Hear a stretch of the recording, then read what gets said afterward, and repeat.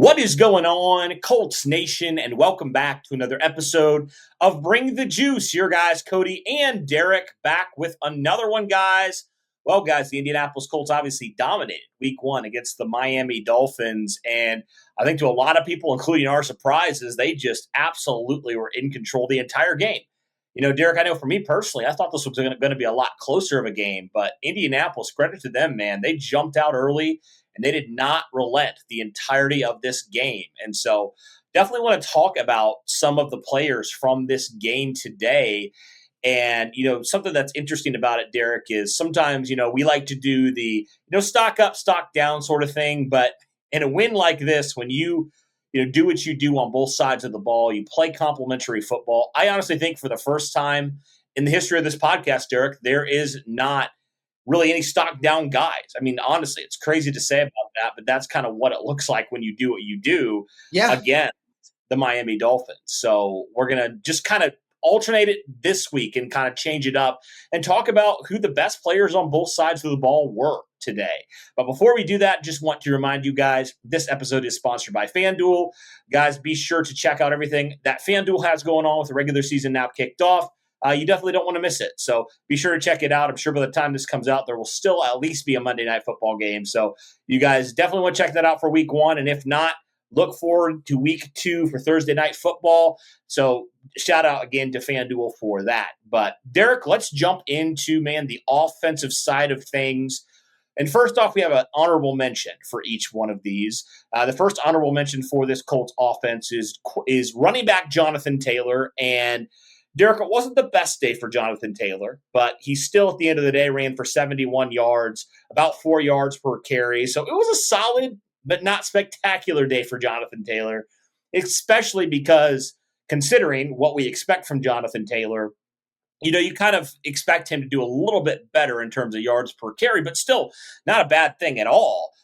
So I kind of felt like it was an okay day for JT. He had a few moments where he would break off 10, 15-yard runs, but then there was also some times where it felt like the Dolphins were able to get in the backfield and not really help out JT. Again, not all JT's fault, but did really feel like overall, though, JT had a pretty solid day, all things considered, when his offensive line actually started to block more, especially in that second half. And again, JT went out when the Colts were up big and didn't get back in the game. They started giving it to guys like DJ Giddens and I think a little bit of Ulysses Bentley as well in that, fourth quarter and stuff. So JT stopped getting the carries really in that fourth quarter and ended up with 18 on the day. So what were your thoughts on JT's day, man? Not necessarily the JT that we're used to at times, but still, I would say overall a good day. And I mean, when you give a guy 18 carries, he was a focal point of this offense, no doubt.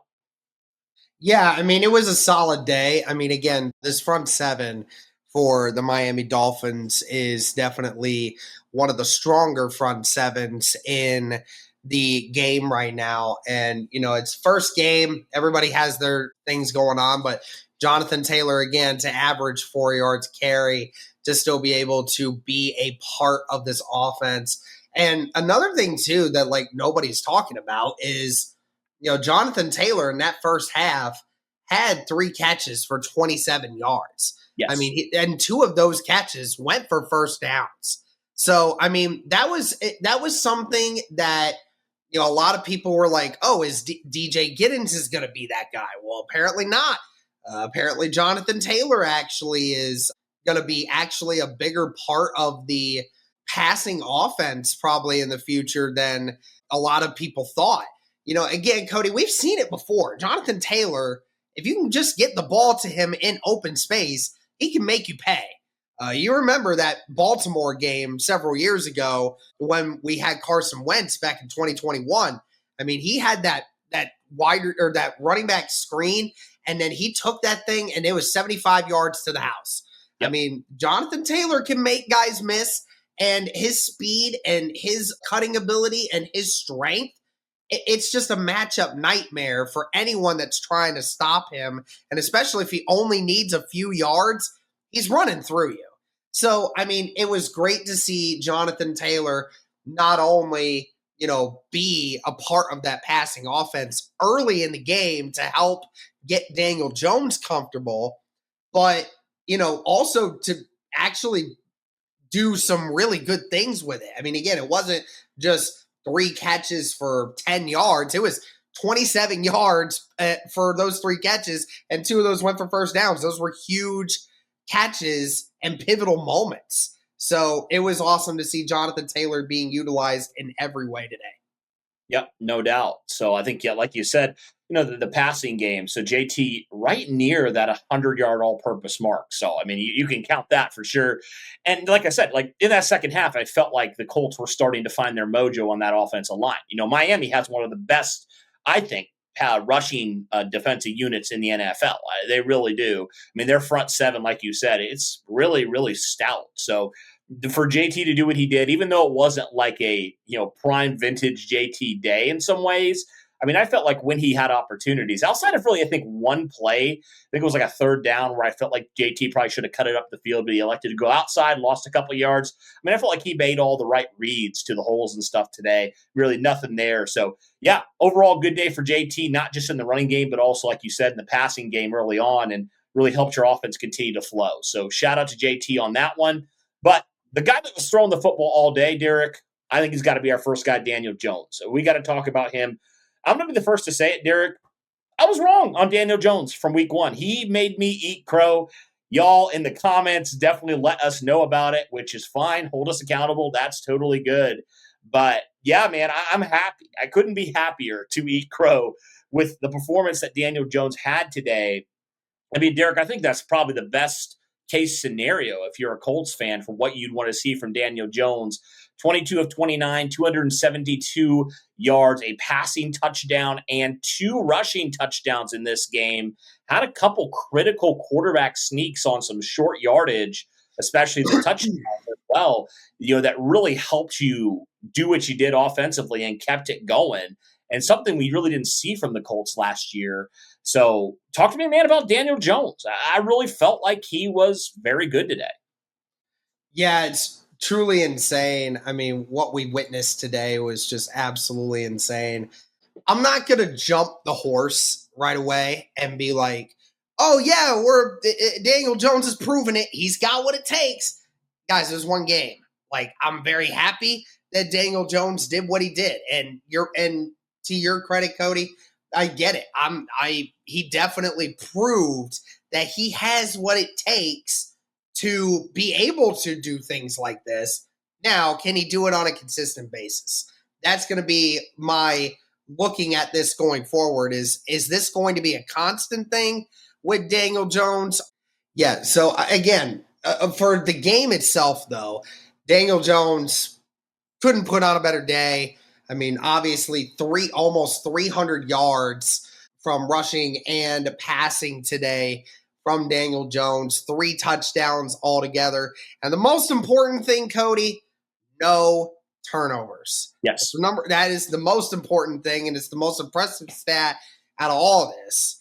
And completed 75% of his passes today, which is exactly what you want to see from this type of performance. Again, we've gone at it at length at this point.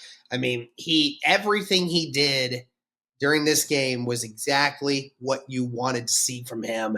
And it definitely leaves fans with a lot more optimism going forward that maybe Shane Steichen and maybe the Indianapolis Colts are onto something. Maybe they might have the potential solution to maybe winning some of these games in the fashion that they are now. Yeah. I mean, I think we can both say, like, Daniel Jones probably looked the best we could expect him to look, right? Like, based off of the expectations from not just us, but a lot of people, right? Like, I think that's kind of where we're at. But, like, yeah, I mean, to his credit, he was efficient today, and he actually threw the ball down the field a lot more than I thought he might, which is great, especially because what we saw in preseason and stuff. Like, he didn't do that a ton, and training camp, he didn't do that a ton either. And we heard about that, so it was definitely impressive. And also, I want to give a shout out to Daniel Jones as well, because Derek, when the pressure was in his face a couple times, he didn't panic. He was cool, calm, and collected in the pocket. He stood in there and he made some throws. And those throws were critical in extending those drives and keeping those going. So I definitely want to give him all the props there. Say, hey, we were wrong week one, but I think you're right in the fact that, hey, he's got to do it again and prove that he can be consistent. And if he can, man, this team can be a lot better than I think a lot of people think. And that was kind of our biggest thing, right? We're like, we know this team has a lot of talent. We know they have talent on the offense and defensive side of the ball, but do they have the quarterback to be able to get that talent to football? And that's kind of where it is. And so far in week one, Daniel Jones did that very, very well. So we'll see if that continues, but definitely a good, strong start from Daniel Jones here in a Colts uniform. Now, let's talk about one of the players that he threw to, the Indianapolis Colts first-round pick this year.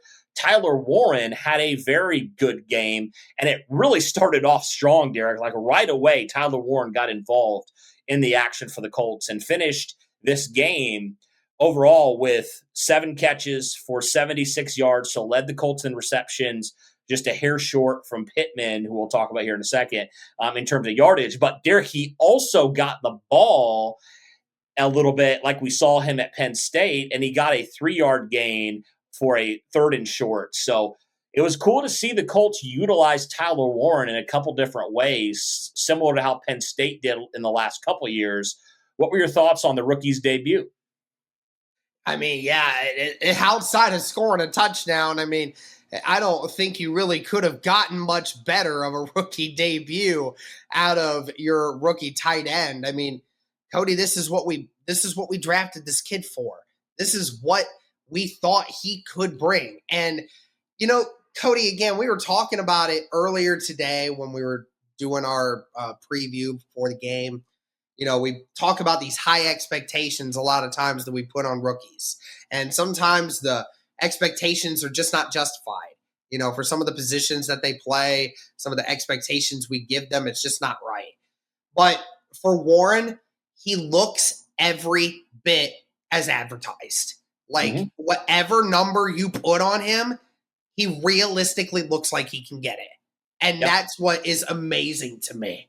And, I mean, you brought it up, Cody, that, you know, earlier in the day, he had 3 catches on the first drive, already has more catches in a game than any tight end had at any point in the season this last year. And, guys, he had 7 catches today. He needs only 33 more to basically get more catches than the entire tight end room did for Indianapolis last year combined. So he's almost 20% of the way there. Almost. Which is insane after 1 week. After 1 week. And it shows you he will be continuously getting this kind of workload. I don't know if he'll get 7 targets every game, Cody, but to think that Tyler Warren will not get 4, 5, 6, 7 targets almost every single week, that's you can count that out. This guy is going to be the workhorse in the middle of that field because he catches everything. He's a great route runner, and Daniel Jones trusts him. Obviously, for some of the throws he was making to him today, he trusts him. Dare I say it? I mean, it might turn out to be one of the best draft picks that Chris Ballard has ever got brought in for this Indianapolis Colts team. It's about freaking time. Right. I mean, the impact is immediate. I mean, Tyler Warren was the leading guy in terms of targets today, Derek. He had 10 targets today. I'm sorry, he had 9 targets today, which led the Indianapolis Colts in targets and obviously led them in receptions as well. So good stuff there from Tyler Warren. But the guy who led the Colts in receiving yards was Michael Pittman Jr., who we got to talk about as well, and had the only passing touchdown of Daniel Jones today. And Derek, Michael Pittman, man, nobody talks about him, but I think he's just continuing to show when he has average to above average quarterback play, Michael Pittman can do some stuff, man. When he is fully healthy and fully right, I think he's very underrated. And another strong day from Michael Pittman Jr. today. What were your thoughts? Yeah, I mean, again, why you would put him over Jonathan Taylor, I think it is, again, just the touchdown also plays a factor into it. And you're right. Like when it came to, we didn't know which wide receiver was going to get the big workload today. And to be completely honest, Cody, I think you and I thought it was going to be Josh Downs because we didn't want to take the cop-out answer and say it was going to be Michael Pittman. Well, guess what? Michael Pittman showed you. He still has it, man.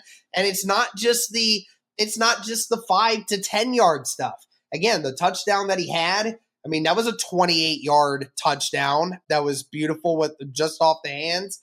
And Michael Pittman also had a one or two 15-yard catches that were really big and pivotal moments. I mean, again, Michael Pittman showed you when he's healthy, this guy's got it, man. This guy's got it. And if you can get 5 to 6 catches from Michael Pittman every single game for 75 to 80 yards and maybe a TD every once in a while, Michael Pittman's going to have himself a really nice bounce back year this year.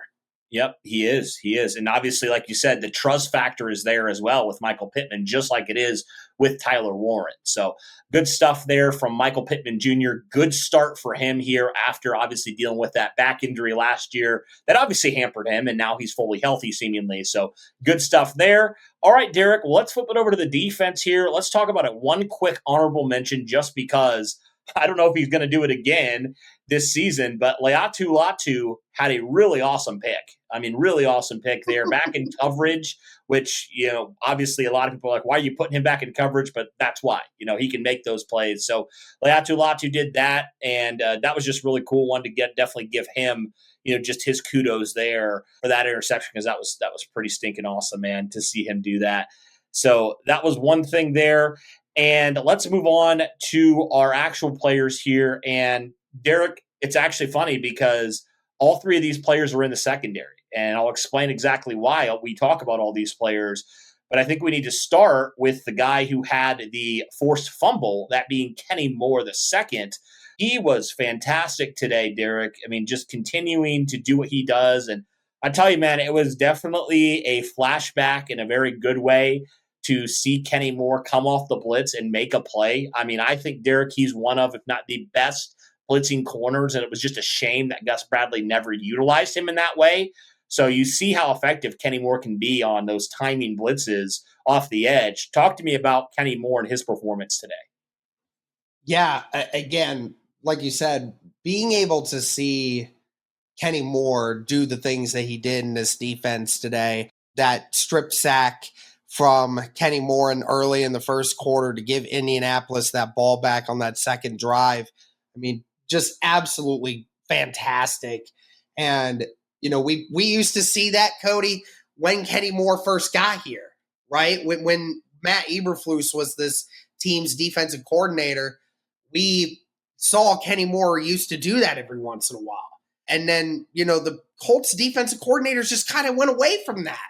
They went away from allowing these guys to be creative with some of these blitzes, and especially Kenny Moore.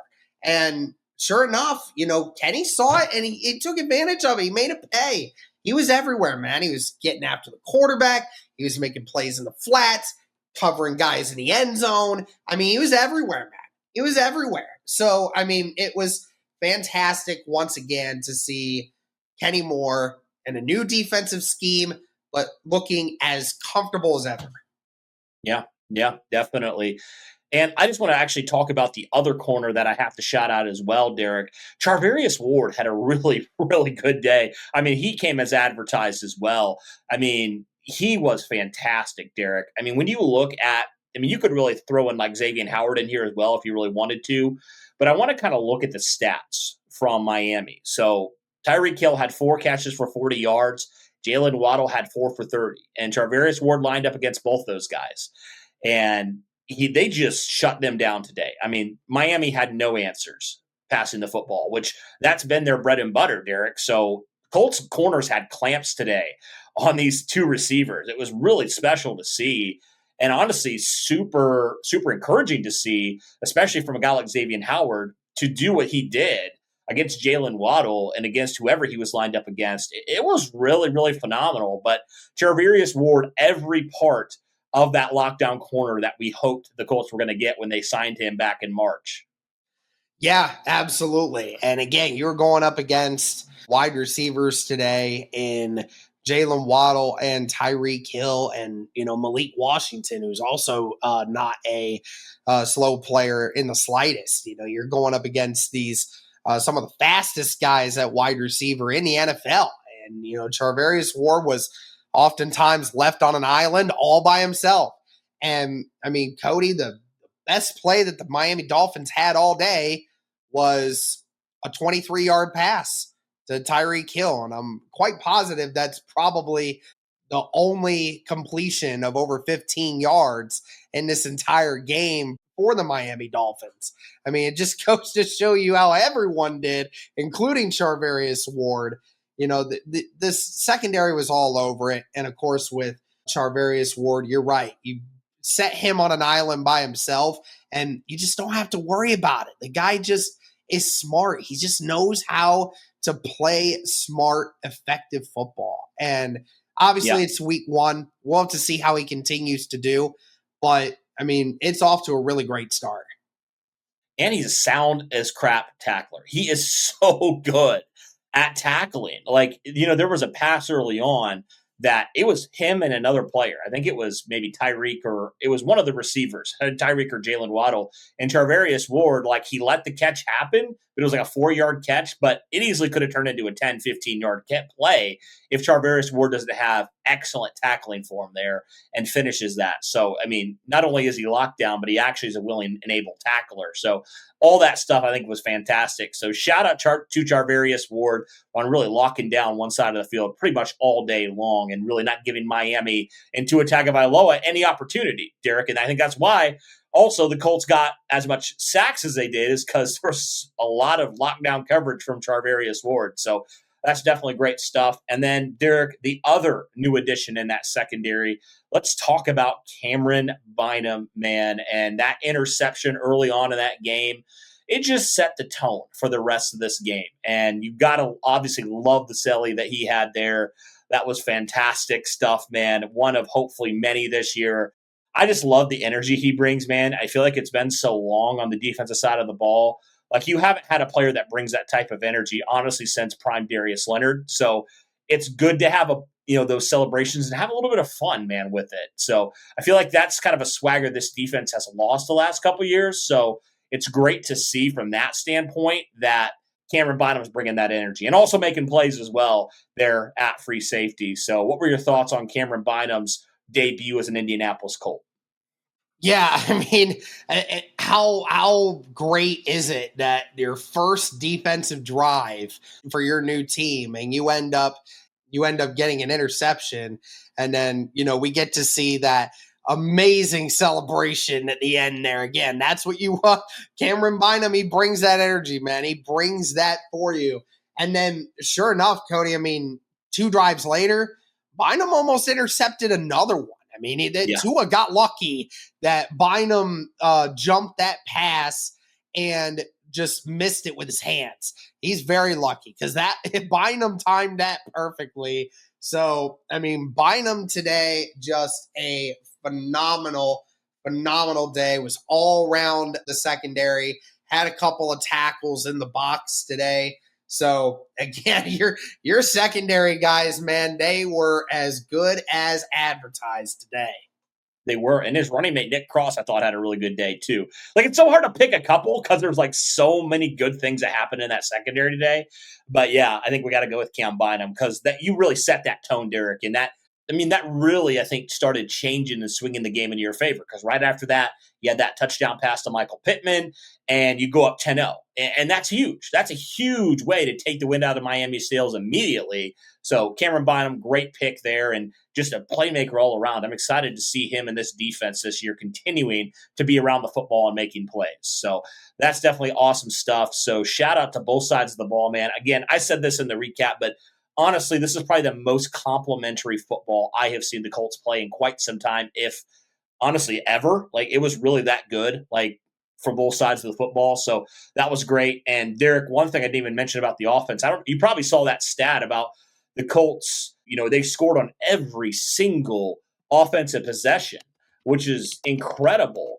A team apparently has not done that in like over 25 years. So here's the stat I have. The Colts scored on all 7 of their offensive drives today, becoming the first team since 1978 to score on every offensive possession of the game. So That's just that's crazy. wild. Considering the modern offense and how electric it is, that's insane. Yeah, that's insane. That's insane, man. It really is. And you know what?